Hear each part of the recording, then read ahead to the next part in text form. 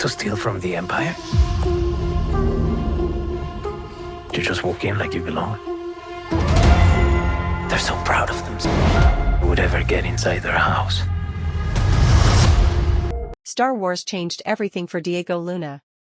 It's probably one of the biggest surprises in my life, what saying yes to Rogue One brought to me, Luna tells StarWars.com. I had no expectations. And every time I talk about the character or the project, I still feel I'm talking about something that is very personal. Now reflecting on the journey that encapsulates roughly a decade of his life, the star of Andor, with all episodes now streaming on Disney+, looks back on the end of the acclaimed series, the most important missions for Cassian Andor, and how Andor led viewers and the rebellion back to the film that started it all. The final two story arcs of the second season follow the creation of the Rebel Alliance as Star Wars fans have known it for almost 50 years. Not only does the third arc showcase the fraught path the Mon Mothma we first met in Star Wars, Return of the Jedi took to become a fugitive rebel leader, but just as importantly, the two main characters of the series finally share the screen for the first time since Rogue One. Mon Mothma might not know Cassian Andor yet, but her life depends on him, and ultimately, so does the Rebel Alliance itself. For the building of the rebellion, this mission is crucial, Luna says. Things change in that moment. You understand why Cassian is given the mission of Rogue One, it's because she knows he's capable. In that escape, she witnessed what Cassian can do and how reliable he can be.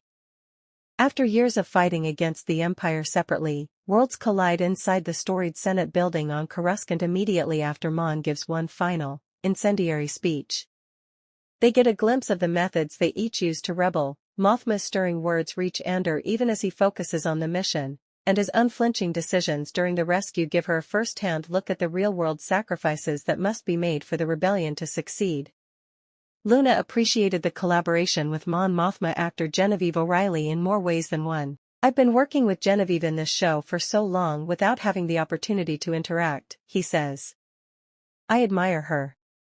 She's a great friend and we had the opportunity to play this really cool scene of getting out of there. And for me, to be in the Senate, to be part of that story that it's always been far from where Cassian has been, it was fun. I think everyone knows what Mon Mothma means to the story, but now we understand the character, Luna continues. Genevieve is so subtle, so smart about every decision she makes. She doesn't waste an opportunity as an actor. She's always bringing something new, something different, something special. She never stops, but she also gives herself the chance to enjoy the process. The most important mission.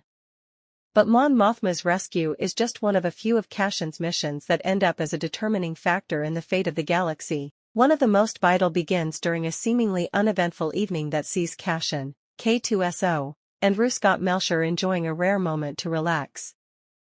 They're just playing a game and getting drunk on a day that apparently isn't going to bring anything, says Luna. And, suddenly, the most important mission happens. That episode means so much because you know what's about to happen. That's the beauty of the storytelling in the show, that things have that weight because we know Rogue One. The final episodes in Andor Season 2 answer some key questions that lead directly into the 2016 film. How did the rebellion first learn the importance of the name Galen Erso? And how could they trust the first intelligence about the existence of a secret Imperial superweapon? It all hinges on Clea Markey, who helped guide Cassian on his path to rebel hero. Luna praises both the character and the actress, Elizabeth DeLoe, who plays her.